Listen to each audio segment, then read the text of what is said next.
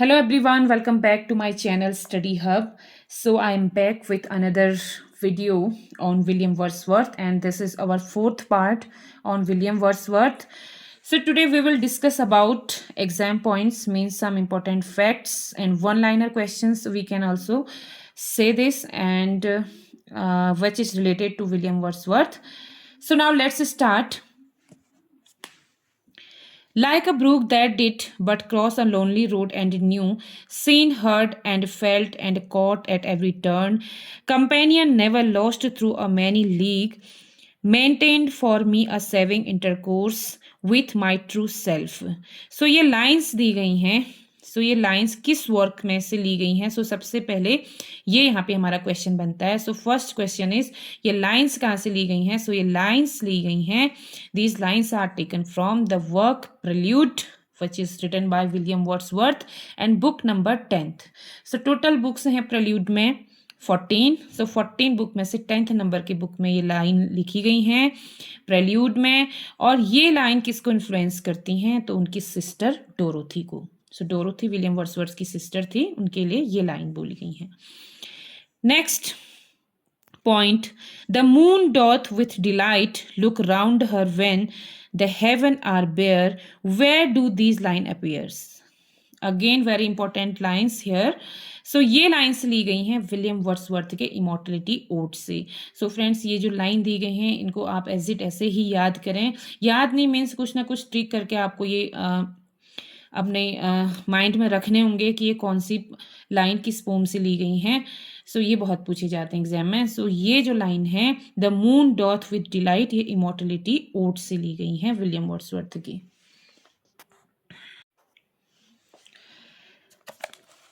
Next, we are pressed by heavy loss. Where does this line appear? So we are pressed by heavy loss, ये line कहाँ पे appear होती है? सो ये line appear होती है द फाउंटेन वर्क में.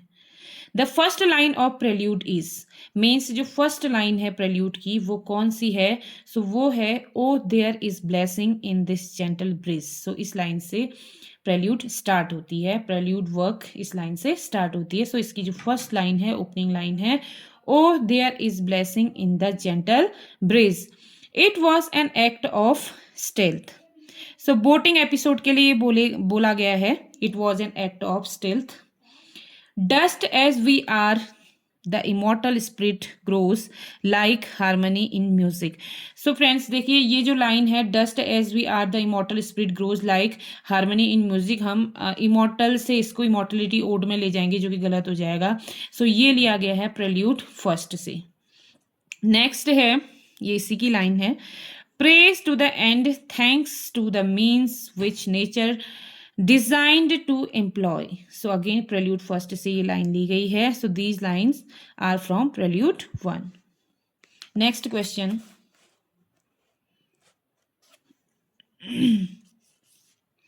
A 6 years darling of a pygmy size. A 6 years darling of a pygmy size. To whom is Wordsworth referring? Means a 6 years darling of pygmy size किसको refer किया गया है? इसमें Wordsworth ने किससे कहा है? अ 6 years darling of pygmy size, तो ये वर्ड्सवर्थ ने कहा है Coleridge child. The still sad music of humanity, this line in form of, जो ये लाइन है the still sad music of humanity, ये लाइन ली गई है टेंटन एबे से.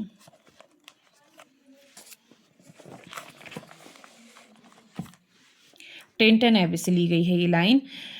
Who calls Wordsworth one of the giants of English poetry? किसने Wordsworth को one of the giants of English poetry कहा है? सो ये कहा है जॉन क्रो रैंसम. ये न्यू क्वेश्चन है, थोड़ा यूनिक क्वेश्चन है, पूछा जा सकता है, इंपॉर्टेंट लग रहा है क्योंकि वर्ड्सवर्थ कब पैदा हुए थे, कहाँ पैदा हुए थे, या उनके जो मेन वर्क हैं वो सभी जानते हैं. सो वो तो सभी के सही होंगे, बट इस टाइप के क्वेश्चन अक्सर हमसे गलत हो जाते हैं. सो ऐसे क्वेश्चंस को आपने ध्यान रखना है. Who calls Wordsworth one of the Giants of English poetry? So John crow ransom ने वर्ड्सवर्थ को one of the Giants of English poetry बोला है. Next, who calls Wordsworth a mountain the most massive in the lofty range which is called the romantic revival? So ये कहा है J.C. Smith ने. John Crowe Ransom ने उनको Giants of English poetry कहा है और जेसी स्मिथ ने उनसे कहा है a mountain the most massive in the lofty range which is called the romantic revival. So ये दो क्वेश्चन। नेक्स्ट,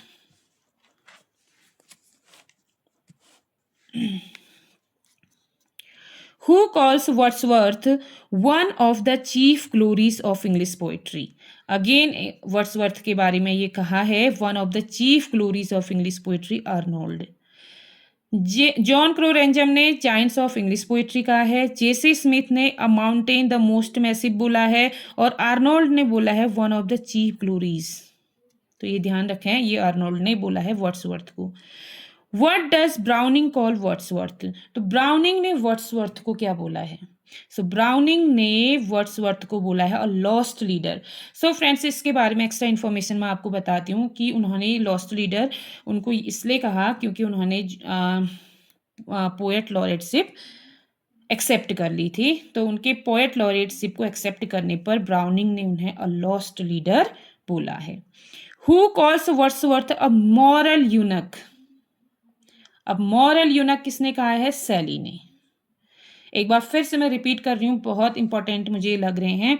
मॉरल यूनक कहा है सेली ने, ब्राउनिंग ने कहा है lost leader, chief glories of English poetry कहा है अर्नोल्ड ने, और a mountain the most massive कहा है जेसी स्मिथ ने। फ्रेंड्स, ज़्यादा पढ़ने की ज़रूरत नहीं है क्योंकि हमको वहाँ पे सिर्फ हमारे ऑप्शन वाले आते हैं। अगर अ माउंटेन द मोस्ट मैसिव भी अगर आपको याद होगा तो आप इस क्वेश्चन को ईजिली टैकल कर सकते हैं।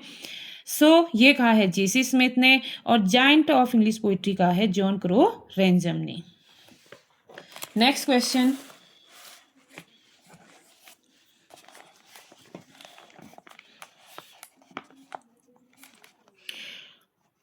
Who points out that Wordsworth had not stayed out of the Lake District and so never had the chance coming across nature? Red in Tooth Claw।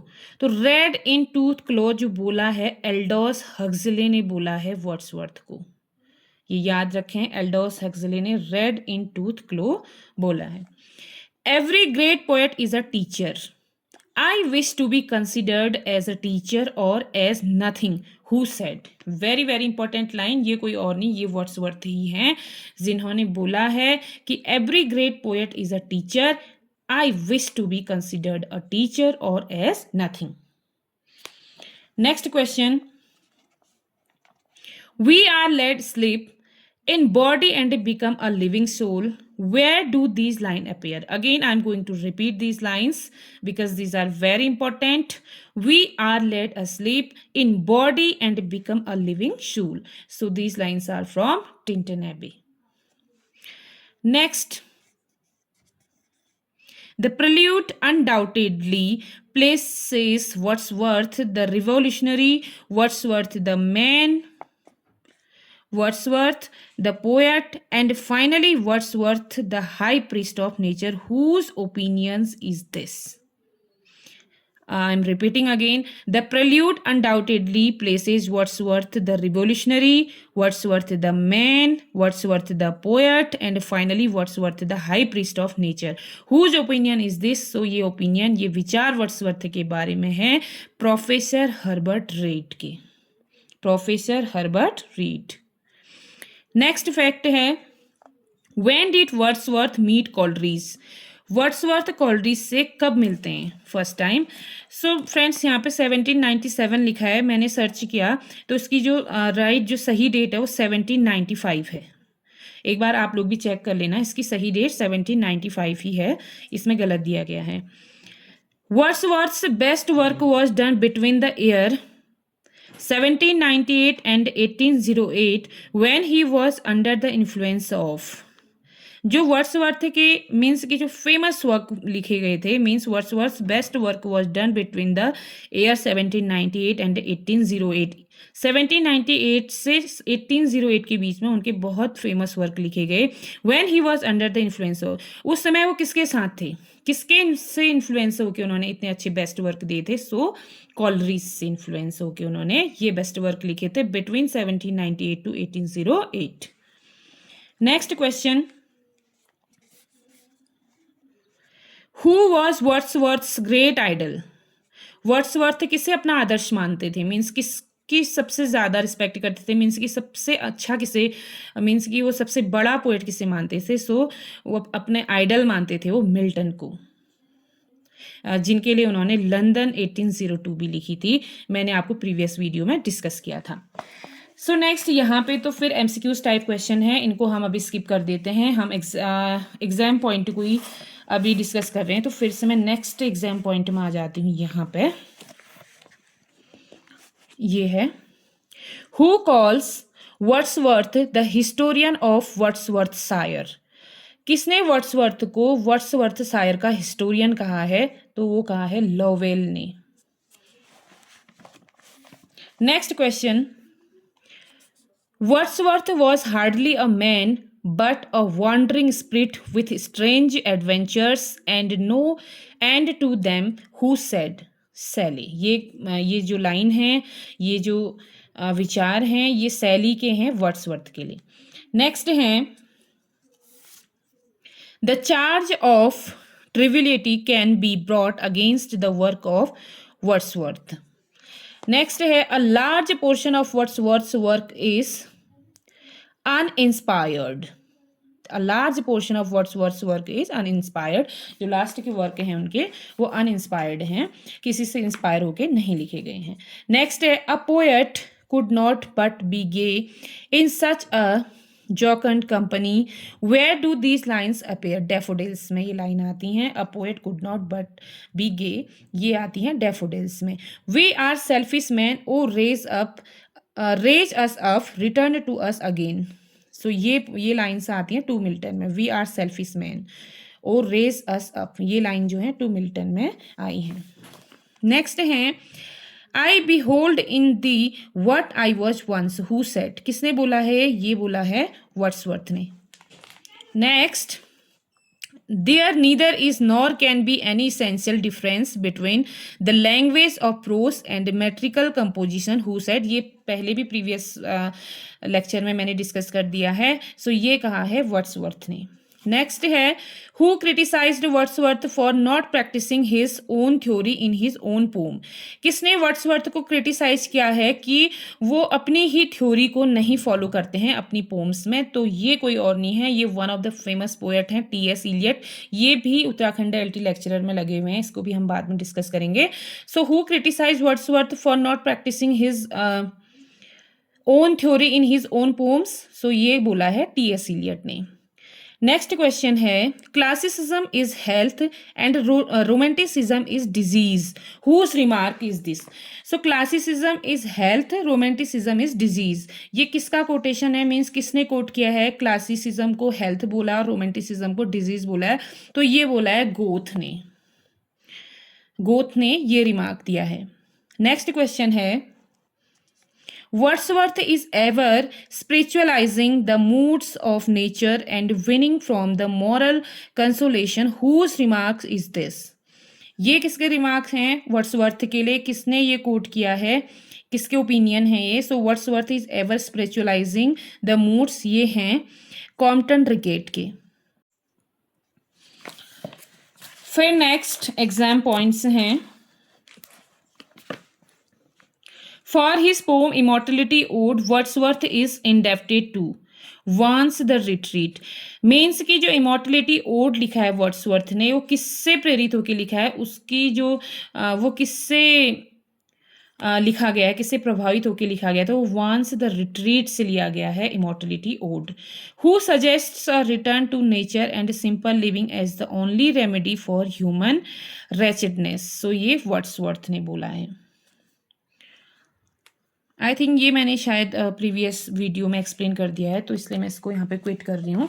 ये मैंने एक्सप्लेन कर दिया है। ये वाला करते हैं हम, ये वाला यहाँ पे। Wordsworth lived for 50 years among the Cumberland में वो रहे थे, और उसके बाद द कम्बरलैंड डेल्समैन में वो रहे थे 50 years। So friends, here most important question: who succeeded Wordsworth as poet laureate in 1850?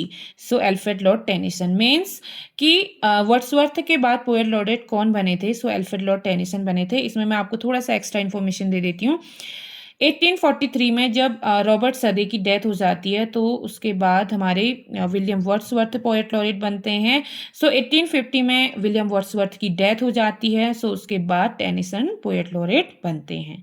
सो इस तरीके से आपको मैंने 3 पोएट की पोएट लॉरेटसी बताई है। Alfred Lord Tennyson succeeded Wordsworth as a poet laureate in 1850। Next question, which poem was called the poem to Coleridge by Wordsworth? ये भी प्रीवियस वीडियो में आ गया है। किस पोम को द पोम टू कॉलरीज बोला गया वर्ड्सवर्थ के थ्रू? वर्ड्सवर्थ के द्वारा किसको पोम टू कॉलरीज बोला गया? वो बोला गया द प्रेल्यूड की। प्रेल्यूड को पोम टू कॉलरीज बोला गया। इसका एक्सप्लेनेशन है, the prelude by William Wordsworth is an autobiographical poem published in 1850 by his wife. उसकी वाइफ के द्वारा पब्लिश किया गया था। ये पॉस्ट्यूमसली पब्लिश हुआ है। Wordsworth called it the poem to Coleridge but never gave it this title. Next है,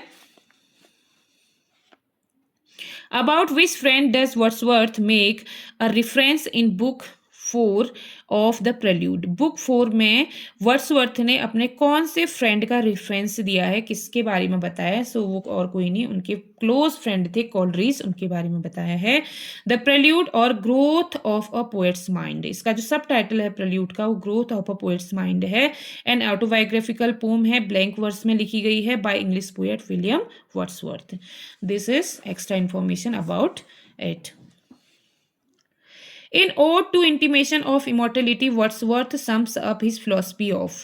सो ये किसकी फिलॉसफी को सम्स अप करते हैं, यहाँ पे किसकी फिलॉसफी को बताते हैं? सो चाइल्डहुड के बारे में ये बताया है इसमें वर्ड्सवर्थ ने अपने। So ode intimation of immortality from recollection of early childhood, ये फुल टाइटल है इसका। Also known as immortality ode is an autobiographical poem by William Wordsworth.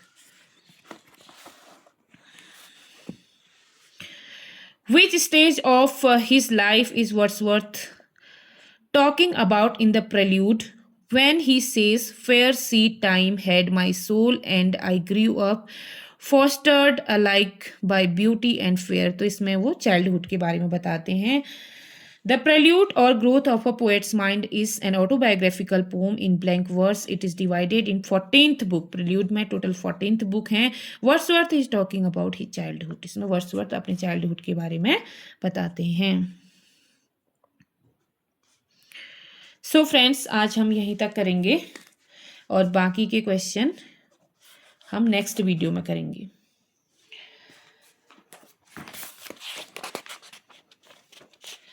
So thank you so much for watching my video and supporting me. And at last, if you like my video, please don't forget to hit the like button and subscribe to my channel and share it with your friends. So friends, आपको video पसंद आती हैं तो like share और subscribe ज़रूर करें। और फिर मिलते हैं हम नेक्स्ट वीडियो में और एक नेक्स्ट राइटर के साथ। ये हमारा अभी 4th पार्ट विलियम वर्ड्सवर्थ पे था जो कि अभी कंप्लीट हो चुका है। इसके बहुत सारे क्वेश्चन और भी हैं, सो मैं उनको या तो शॉर्ट्स पे डाल दूंगी या फिर किसी नेक्स्ट डे बताऊंगी। तो कल जो वीडियो आएगी, जो नेक्स्ट वीडियो आएगी, उसमें हम नेक्स्ट पोएट करेंगे। वो करेंगे हम जॉन कीट्स, ये वाली पोएट करेंगे हम नेक्स्ट वीडियो में। So, thanks for watching again. Bye bye. Take care.